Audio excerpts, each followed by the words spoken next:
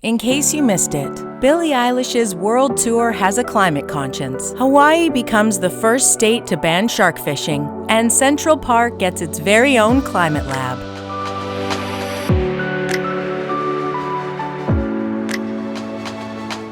Billie Eilish has finally kicked off her Happier Than Ever world tour. The Grammy Award winner is performing at 66 concerts across 11 countries, and Eilish wants to make her tour climate positive. She's partnering with environmental nonprofit Reverb to minimize the environmental impact of going on tour and playing in large venues. All of the tour's carbon emissions will be calculated, from transportation to meals to hotel stays. The emissions will then be offset through donations to global projects that focus on the front line of the climate crisis and the BIPOC communities that are affected. During her performance of All the Good Girls Go to Hell, footage of environmental disasters plays on the screen behind Eilish. She revealed, "I cried like 5 times in rehearsals, but it's important that we see what the is going on."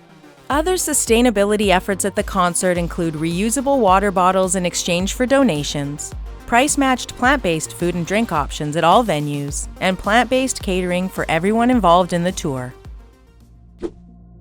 IKEA is courting its tech developers with the allure of creating a more sustainable future, and with a plate of 3D printed vegan meatballs. The Swedish furniture giant revealed its new Taste the Future recruitment campaign for its technology and data department. If you're one of the lucky European applicants for the 150-plus vacant roles, you might be invited to taste a 3D printed plant-based version of its iconic Swedish meatballs. The 3D printed meatballs are only for job applicants for now. Here's hoping they hit IKEA food courts in the future too. Tesco, the biggest supermarket chain in the UK, is transitioning to an electric delivery fleet. According to Tesco, it is the first UK supermarket to use fully electric freight trucks. The chain introduced 2 of the emissions-free trucks in January and has started to replace its 2,000 home delivery vans with electric vehicles. Tesco's pivot to electrification is giving it a head start to the UK's push to decarbonize its transport sector by 2050. By 2030, all new cars and vans must be emissions-free.